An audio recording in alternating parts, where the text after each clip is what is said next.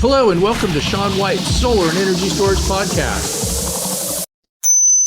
Hey, ladies and gentlemen, here we are at the NABCEP Conference, and we're sitting here having breakfast together. And if you can see us on YouTube, you can see myself and Marlene Brown and my plate of food. And we just thought we would join you for breakfast and do a little podcasting here. Good morning. And yeah, good morning, Marlene Brown. Good morning, Sean. And so I've known Marlene for kind of a long time through ACES. I've seen her at the ACES conferences. And one of the things that I just even wanted to mention too is ACES is really cool. People should get involved with ACES. It's sort of like when you see somebody over the years at the ACES conferences, they kind of become family. And it's like, then you see them at some other conference and you're like, hey, I know that person. So, it's true. Yep. Yep. And so how long have you been involved with ACES? I have been involved with ACES since 1990. 1990, wow. At least you didn't say before it was founded, but like, we're not old enough anyway. No, I don't think so. Yeah, so ACES was the original solar organization, if you don't include RAW and King Tut. You know. Fair enough. Yep. They've been at it for a while. Yeah, we're a little past that. Yep. And so that's the American Solar Energy Society, founded in 1954. Same time they found the solar cell at Bell Labs. So that's pretty cool. And just an aside, New Mexico is the oldest continuous chapter of the American Solar Energy Society since 1972. 1972. Man, you have us beat. So I'm the president of NorCal Solar, and NorCal Solar is founded in 1974. Oh, and we do have you beat. Yeah, okay, so we're at war now. We're gonna have to get to retire the New Mexico ACES chapter. Good luck. Yeah, and it was kind of fun. Like, I went to the ACES conference. It was in Albuquerque, New Mexico. I used to always think it was like Albuquerque, like turkey, like in Thanksgiving, but it's really? Albuquerque. Didn't you ever see Bugs Bunny? I don't know. He took a left at Albuquerque. Oh, okay. He forgot to take a left or something. Tried to take a left, something. No, but I watched Bugs Bunny, but it's been a while, and I also watched Breaking Bad. And it's it's funny, they have like this candy that you could buy that looks like the Breaking Bad meth or whatever, that's blue, but it's like rock candy or something. It is, because actually the Breaking Bad meth was from this place called the Candy Lady. Oh yeah, that's it where is I went, actually candy. Oh, so it is actually candy. All right. Yeah, I mean, on the show it was meth, but in real life, it's just really candy. So you can buy the actual Breaking Bad. I think I remember too, like somewhere they were giving away like little suspicious looking baggies with the candy in it, like little small baggies. I have one. I have one. It's not probably a good idea. But. We are sure digressing, but I like digressing, what the heck. Well, Breaking Bad put us on the map, so that's good. And then what else was kind of funny is, like, so I rented a bicycle to get around in Albuquerque at the ACES conference. Oh yeah, I remember. And then I returned the bicycle and I took like an Uber or Lyft, one of those, to the airport. And the guy that picked me up was one of your students. Oh. And he was like, where are you going or whatever? It was like solar conference. He was like, oh yeah, I'm taking a solar class. And then he's like, Marlene Brown, she was my instructor. So. Small world. So yeah, I thought that was pretty cool. That means we have to hire more of my students. Yep. Get them off the Uber. Get them off the Uber. Well, he's probably, I think maybe he was even in your class at the time or something. He might have been. So now he's probably some solar company executive. That's where you send most people. Exactly. So I know you've been at solar for a lot longer than just about anybody in the industry. I think you're like close to Bill Brooks or within a year or something like that. What year did you get into solar?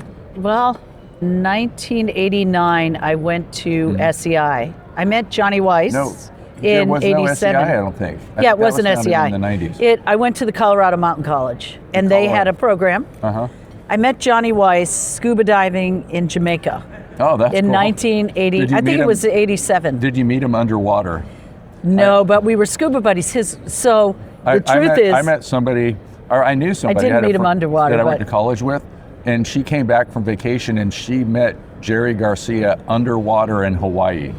Oh, now like she's there you like go. Scuba diving, and like all of a sudden he is. Okay.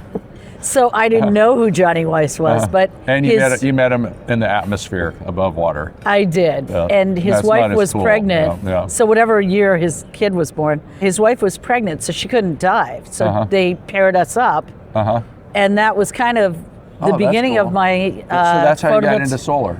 Like, did he tell you about the sun? He's like, look at that thing up there, you know? Sort of, not quite. But I had taken some classes in solar at college, but not photovoltaics, because my teachers didn't know.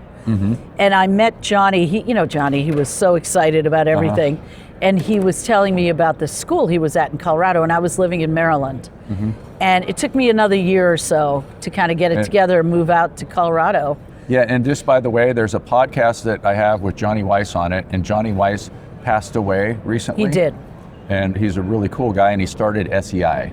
So. He did. So it was actually the Steve McCarney, Johnny Weiss, and Ken Olson started something called ATI Associates, Alternative Technology something Associates, and ATA maybe. And that was, they had a program through the Colorado Mountain College. It was a year-long program. And from that, they morphed into, they got out of the community college and then created SEI after that. So, like, I guess the solar industry was a lot different back then. It was a little bit different. It was a little more kind of scrappy and figure it out, pull it together, figure out what you need to do and then do it. You know, I think about... Less like electrical code and all that kind of stuff. There was... Or like... Don't hurt yourself. Like smoking weed and twisting wires or something like that?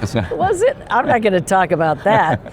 But there was a lot of, what do we need to do and how are we going to get that done? So I did some early women's workshops, and Lori Stone and I did some workshops where, like, we went to the hardware store and we would get material at the hardware store and stuff we would find to make racking that we needed. And we'd build our own battery boxes. So there was no, like, you know, grounding systems out there at that time. And we had to pull ground to everything, and but it was all homemade. Okay, it kind of reminds me, like, I did some work for a guy in Costa Rica like 18 years ago or something like that. And he was just like going to the junk pile, finding a piece of metal, and that was his racking system. Yeah. Oh, no, I did this. And then you'd find the tools to cut it up the way you needed to.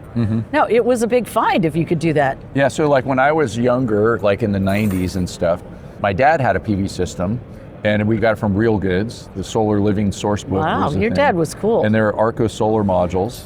You know, it was off grid. And yeah, it was like the racking system was 2x4s. Yeah, no, I did that too. In the slide, yeah. We did, I mean, whatever worked. There was no, like, I have to make it out of metal. This is what we have. We're going to put it up. Oh, yeah. I hope you put the ground lugs on the 2x4s. We did not. I don't know if we grounded those things. They were really pretty small. Well, also, too, a lot of times they were probably like 12 volts. Oh, definitely. Yeah, because it was just like PV was so expensive. And, you know, it's like a solar module was like, whatever, 60 watts or something like that, or even less. 100. I want to say they were... Maybe they were a little less than 100 watts. Yeah, they were not very big. So it was a lot less dangerous with the lower voltage. Yeah. And it wasn't like we had so much power that we needed to boost the voltage to save a whole bunch of money on wire or anything like that. Yeah. A lot of modules didn't have junction boxes. Yeah. There was a plus and a minus and a place to connect. Yeah, a place to connect, yep. Well, on those old Arco modules. Yeah. And a lot of them too had like little places you can attach conduit on them. Oh, okay. You were more like sophisticated. Some of that, I don't know. Like, not that we used them, but like, you know, you have like the little place like knockout or something on it. But, But yeah, and some of them just like a little terminal, like plus and minus. And I remember the terminal plus and minus, but not the to put conduit. No, conduit was not in the picture at the time. Plus, you know, did we even use USC-2 at the time? I don't know. You just used whatever you had there, right? Like, just sort of like in Costa Rica, it's like... We learned. Like blue, green, red, whatever, you know. No, like that's not true. Whatever's the cheapest. We did have positive and negative, but, and we did know the difference between that and ground, but did we have outdoor rated wire? I'm sure we must have. You know, I've slept since then. It's been a long time, but it went from really just do it yourself, figure out how to get this wherever you wanted, do it yourself, and then into like, oh, I remember using old freezers for battery boxes. You know, if we couldn't make it ourselves or kind of whatever worked. And then we'd put some ventilation in it. We knew better, but it was really what is sitting around, you know? So old freezer, I wonder how that would work. Like you put ventilation in it, so you're not like turning the freezer on to keep the batteries cool. No, it's not hooked up. This is like you'd put it on the ground, you'd bury it in the ground. It's good insulation. Yeah. Old coolers, we use coolers. Maybe we should start doing that again, you know? Bring back the ingenuity of the pioneers of solar. Well, it's definitely cheap. It's a way to make it cheaper. Yep. Sean, maybe you and I should do a workshop in do-it-yourself solar. Yeah, maybe we should make an old non-code compliant system just This is what not to do. Yeah, the what not to do, and get in touch with our pasts. Yeah. Oh, maybe. Okay. Yeah. Maybe we should do that. That'd be a good idea. We interrupt this podcast for a very important announcement. This podcast was brought to you by Magic Solar Crystals, turning sunlight into energy. So what other things were like, you met St. Johnny Weiss. I did. He was my first teacher. That's pretty cool. And you met him scuba diving. And it was just kind of like a coincidence or whatever. That's what got you into solar. Johnny got you into solar. He got me into photovoltaics. The PV. Okay. Yeah, so the PV side of things. So Johnny was touting this school he was teaching at, which was at the Colorado Mountain College. It is true, SEI did not exist when I was there, but it was towards the end of the program at the Colorado Mountain College. He had that for a while, and I moved out to Colorado. Did you take that class at the Colorado Mountain College? Yeah, which was in Glenwood. So you went to Colorado and took his class, like you weren't from Colorado? I went for a whole year. Yeah. Oh, you went for a whole year? Yeah, it was a whole year. Like so you had a to year join. Program. You had to join the program in the fall to do the whole year. Oh, wow. Okay. You couldn't just do little classes with. That's why. Was it all him teaching, or was it? No, it was him and Steve McCarney. No, let's see. Steve was on sabbatical. Was he there? I want to say Steve was there and Ken was on sabbatical, one or the other. But I took classes with all of them. I went to Colorado when I was working in Maryland. I was an energy auditor, and I was working for the county, for Prince George's County. And after I had met Johnny, I knew I wanted to do this program, and I went to Colorado for 2 weeks to take like a 2-week intro class at the Colorado Mountain College. Wow, sounds like a cool college. And I took this 2-week class with them, and I found a place to live, and I went back to Maryland, quit my job, and moved to Colorado to do this program for the year. And that changed your life? It changed my life. So the moral of the story here is everybody should learn how to go scuba diving. Exactly. And where was the scuba diving at? Jamaica. And everybody should go to Jamaica and scuba dive. And then it will change your life. For some reason, I don't know. But it did change mine. And it figures. It sounds like something Johnny would do, is go scuba diving in Jamaica. I can imagine that. Yeah. And I can tell you another, if you want to hear another Johnny story, is I have many, but I'll tell you a really good Johnny story. Was Johnny went from being my teacher to my colleague later. And there was a point where I was trying to remember this guy's name. I guess I shouldn't. I don't have a lot of respect for this guy, so it doesn't matter that I remember his name or not. So anyway, I remember his first name, but I got hired later. Oh, I worked for Zomeworks in Albuquerque. Okay, and Zomeworks makes like these passive trackers, right? They do. Passive trackers, and they make other stuff too. Which are really cool. Like my friend has one that's worked for like decades. Yeah, and they should work because it's a closed system. It's got Freon in these tubes they have these reflectors, and so they kind of reset each night, and the sun hits these reflectors, changes the liquid to gas, and there's a tube between the tubes, and because of the temperature change, it works really well with how the sun moves across the sky. And the tracker tracks the sun all day long. It's really nice. And they have these shock absorbers, and it works really well. Yes, so as long really as cool, that system doesn't get interrupted and you lose the Freon or whatever. They did have to change their Freon because of the type of Freon became illegal later. Destroying the planet with all of our solar gear. As long as it's a closed loop, it's fine. But anyway, they had to change it later. But the original type of Freon, I think, was the best one for that temperature range. Anyway. And it looks sort of like horse blinders, and it follows the sun. That's right. Because the sun, like if it's aiming the wrong way, it shades one and that one drops and the other one Yeah. the other one gets the sunlight and it rises up. So I have a lot really to cool. say. I mean, it's really very elegant because Yeah. there's no motors, it's really an elegant system. Yeah. Steve Do you know Baer, who invented that? well, Steve Baer, Okay. Is it still around that he came passed, up with that idea? he passed, Okay. Yeah. but pretty recently also. Okay, He was so- in his 90s. All right. So I do really like the solar history. So the guy that invented that, Steve Baer? Yeah, B-A-E-R. B-A-E-R. Okay. Yeah, so Steve was really famous as to do all this passive solar and this tracking. He had some other really cool inventions also. And he was very popular with like the preppers and the live off the grid people because sure. that's what solar was. Yeah. For years, until we can get a sine wave inverter, we couldn't even hook up to the grid. So, but I was working at Zomeworks, and Steve was a character, is all I'm going to say. And he gave me this book that was it was a 4-country case study about doing solar in the developing world. And he handed me this book and he goes, "You should do this stuff."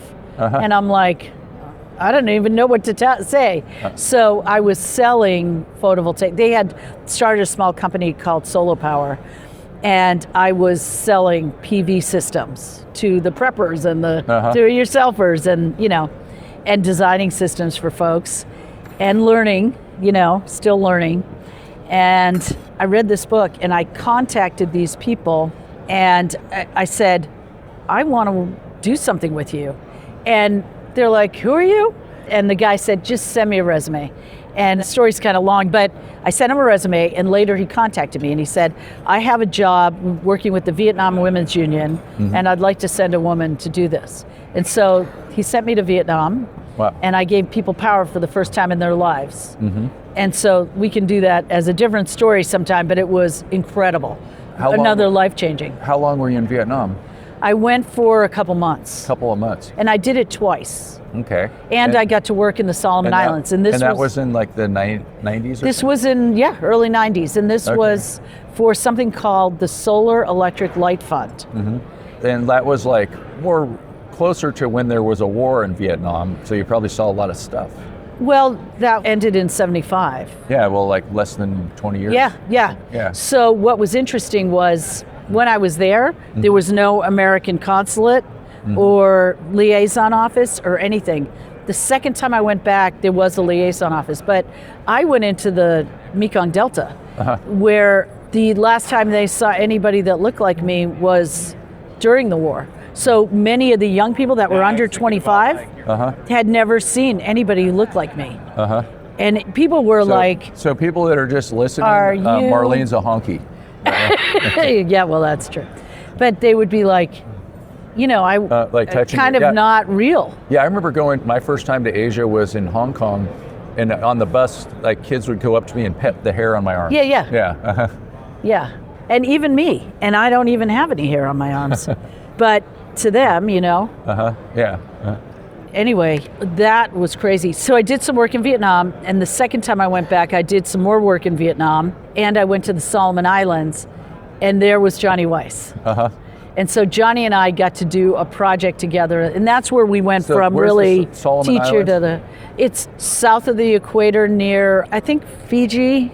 It's in just like a Pacific island that north of Australia, south of the equator. Okay. It's in the it's the islands, and you know where Midway was, and those that got some of the stuff that got destroyed during the war. That's close by there. But anyway, that was even way more remote than the places I was in Vietnam. And so Johnny and I went and did a project together in the Solomon Islands. And he kind of left me in the middle of the project. He had come, I was there to do the project. He came to do some technical work. I don't know how people got hired, with the solar electric. Is that around the time when Terrence Parker, do you know him? No. But he met Johnny Weiss on an airplane. In fact, the podcast I have with Johnny Weiss is with Terrence Parker, and he was a biologist trying to power stuff, and they met each other on an airplane. Oh, there you go. Out in the Pacific somewhere, So, cool. So, and I was with Johnny on this venture, but when we were leaving one part of the island, there's like a major little town, and I can't ever remember the town to the island. It's a place called Honiara, and we were take this boat to a really remote part of the island. And we had to wait till the boat filled up, and it was crazy. We took all our stuff on this boat, and then we had to get it over to this other part of the island, and you came in on these little boats, you know, to get our stuff off. We'd shuttle in and out. And Johnny and I made it work, but he left me in the middle of the project, and I had to finish this project. It's a story on its own, let me tell you. But that's where we changed from teacher to colleague. Oh, that's pretty cool. All right. Yeah. It sounds like the solar industry was so different back then. Like you were talking about preppers, and I know like if you talk to Jeff Spees, and so by the way too, he's having a party up in the Grass Valley Fairgrounds. That's right, in the end of October. Halloween. Yep. And he's going to show his movie, and his movie proves that the solar industry was started by hippies. That's his version, yes. Yeah. And so I'll be there. And so there's like preppers and hippies, and I guess in a way, like especially when you go back in time, they're kind of the same people. A lot of people might think of like preppers being more like rednecks or something like that, and hippies being against rednecks, but there's a lot of crossover, I think there. so. Yeah. It's like a lot of hippies don't want to deal with government and live off grid and all that kind of stuff. So. Well, think about it. A lot of the pot growers were living off grid, and they needed power, which is where this all kind of came together in Grass Valley, really, up in Northern California. So these people were, you know, growing pot, had a lot of money, but didn't have any power, so they could pay for things. So something had to kind of, things kind of evolved from there. Yeah, I remember I was running for Congress in Calaveras County, you know, like 15, 20 years ago, something like that. And that's great. I needed to get signatures to get on the ballot. Yeah. And there was like this big pot grower rally, and I was like, oh, those guys will sign it. You know? so I go to their rally, and one of the questions they all had, like they're all like, you know, a bunch of hippies with dreadlocks and stuff like that, and they're like, you're not going to take away our guns, are you? And like you're like, no. Like it was kind of interesting. Like they're hippies, but they really want their guns, so they're like, you know, preppers. They needed and all that to defend their pot farms. Yep. Yeah. I don't know, but and I think lost, so. by the way, to like. Oh, you did? Yep. Yeah, Tom McClintock. He was the incumbent. He was a Republican guy that, you know, that's a very Republican county in California. Even with all the pot growers. Yep, even with all the pot growers, you know. Yep. Not enough of them, I guess. Yep. Well, I know that, yeah, there's a lot more than pot growers up there. Yeah, I don't know. And you're still in California, right? Yeah. Not up in Calaveras County. But yeah. Okay. Yeah. We interrupt you for a very important announcement. Shaun White's Solar and Energy Storage Podcast has been brought to you by Shaun White's Solar and Energy Storage Podcast. That's right, Shaun White is sponsoring his own podcast, and he wants to remind you to go check out some of his classes. You can go to SolarSEAN, that's Solar, SEAN.com, and then click on the links to check out his classes. You can check out his heat spring classes, and you can also hire him to teach classes for you, like at your company, something like that. Now back to the show. But so like that's kind of interesting, like the hippie prepper crossover and that culture back in But they're days. the ones that really got us going. Yep. Now it's really much more mainstream, as you know. Oh, yeah. Yeah, because folks just really, even off the street, people are interested. But something's got to help. You know, you got to start somewhere. Yeah, I think I remember like a lot of people were like, man, these solar conferences, they're getting taken over by the guys in the suits. So I remember like the guys that. in the sandals and guys in the suits, the That's sandals right. and the tie-dyes, and you know, so. It's very true. Look at it. Yep. And then you look at something like, you know, this conference I really like. It's still very emphasis on education and NABCEP Conference, it's all technical people. it's great. Yeah. And then there's other conferences that it's all about pay to play. And those are the guys in the suits. Yeah. And sadly, too many guys. Yeah. Oh, yeah. Not enough women. So, tell us what you're doing like to get more women in solar. And, Oh, yeah. I should tell you what I'm doing to get more women. First of all, I am a woman in solar. And I am currently teaching photovoltaics at Central New Mexico Community College in Albuquerque, New Mexico. We are the biggest community college in New Mexico, and I have the only accredited program in the state. There's other classes around, but there's no other programs. And I feel like at this point in my career, I get to put people out into the world like I'd like to see them. I want to see folks learn photovoltaics with some critical thinking, solving problems, doing more than just installing things, not just wiring things up, but stopping, thinking, understanding what they're doing, looking at the hazards. What are my risks and hazards? How do I do a good job? You know, how can I be proud of what I'm doing? And doing the right thing and doing for others. And I'm pretty old school, so I like to teach not just, you know, grid-tied systems, but also battery-based systems, and give people enough knowledge that if they want to help somebody in the developing world, they can do that, right? You know, what's the difference of designing grid-tied or off-grid? Very different, right? Those kind of things. But what I'm doing with women is, years ago when I started getting involved in the ACES conferences, the American Solar Energy Society conferences, I would go to these women in solar breakfasts, and they were always shoved up right before the session started, and they were always cut short, and the speakers would be these women who were like CEOs of things, and I couldn't relate. I couldn't relate as a woman coming in off the street and wanting to get into the industry. There was nothing I could relate to.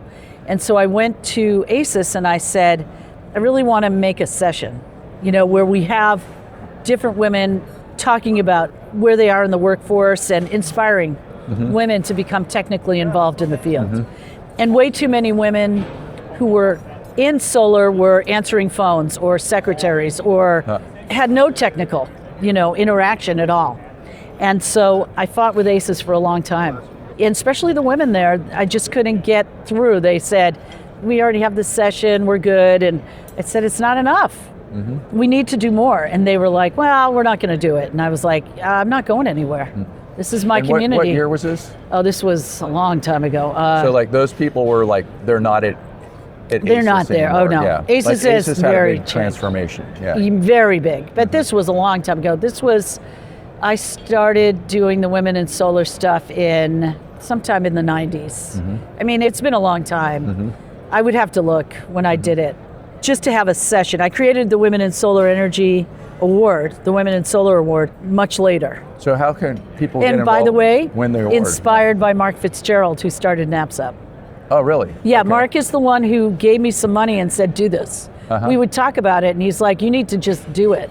Here's some money. Okay. Do this great. award. Yeah, so I credit him for helping me like over the edge with the women in solar stuff. Okay. I great. just wanted to put that out there because I Okay. loved him. What a great guy. And tell me more about Mark Fitzgerald. I don't know Mark Fitzgerald. Oh, Mark Fitzgerald was the guy who got NABCEP going. Okay. Is he around? No, he passed also from cancer. Because I always think of NABCEP being started like by Ward Bauer. Maybe they got together. or Ward, something. I think, helped at the very beginning, but it wasn't Ward. I mean, Mark was the guy. Maybe Ward would argue, but I worked with Ward at Sandia. Okay, Ward yeah. was at Sandia. He wasn't, but I think he very much had a lot to do with helping get that going, because I knew him from those days. Yeah, and we had At Sandia. we had Ward on the podcast here at the conference last year Yeah. when we were in Reno, and we'll put links to all these famous people that we're talking about if they're Yeah. on the podcast. There was a bunch of people who helped him, and I know Ward was very instrumental, but there were other folks too. But anyway, I just said I'd mention that. He was. Oh no, that's really cool. He was a good friend. And, But okay, so back to the women's stuff. Yeah, how would women get involved? And we need more women. And yeah, I think it's like kind of crazy. If you're in Albuquerque, feel free to take my classes. I always encourage women to come. Like, why is it that like people that want to be an electrician, like I have a 18-year-old daughter that wants to be an electrician, Good. but like, why isn't it just 50-50? You know? Well, that's a good question in general, right? Because there's a lot of like how we grow up and how we're socialized and what we think is acceptable. I think there's a lot of that still. I did the electrical trades program before I got my master's at the very beginning, while I was getting my prerequisites to get my master's in electrical engineering. So, and I have another master's in there's systems engineering. Like there's a lot of very smart women that are good engineers, but it's just like the percentage-wise is not well, there. the trades is very different than, there's a lot of great women engineers. And I was pursuing my engineering and my electrician's training at the same time. And I had plenty of people say to me, why are you bothering to be an engineer? And other people saying, why are you bothering to do your electrician's training? And to all of them, I would say, get out of my way. You either support me or get out of my way. But that's me. I'm a Bostonian originally. And, I was like, just support me. This is what I wanted. And so I did both. But there's a lot of pushback. And then, good or bad, there's a lot of old boys in network, and there's sexism to deal with in the trades. But boys like girls. Why wouldn't they want more women in the industry? Think, you would. I think there's an intimidation factor, honestly. Because I was pursuing the beginnings of my master's in electrical engineering, and I was in the electrical trades training classes because I have my certificate in electrical trades. There was a lot of intimidated guys that are scared of strong women, and I could kick their butts, technically. Yeah. So women kick their butts. Women, that could be our slogan. Tell them to get out of my way. Yeah. Exactly. But I didn't kind of finish that. So I was able to get a session in Women in Solar at the ACES conferences. I said, just let me do it. And if I fail, I'll walk away. You're going to have to give me a shot. And so they did, and it was a huge success. And so what we would do is have a session. It's kind of changed because ACES has gotten more concentrated. So now we do a session, whatever. But we would do a session, a forum, and I'd get 4 women in solar, like different aspects of it. And I wanted women that were somebody that was maybe an electrician, somebody that was maybe in legislation, opening doors for women, somebody in education, somebody with a business. So different aspects of solar. And I'd get these women in a forum, and whatever city we went to, I would get women from that city. Because what I believe is that there's great women everywhere, and we want to highlight women from wherever we are. Because ACES would move to different states every year.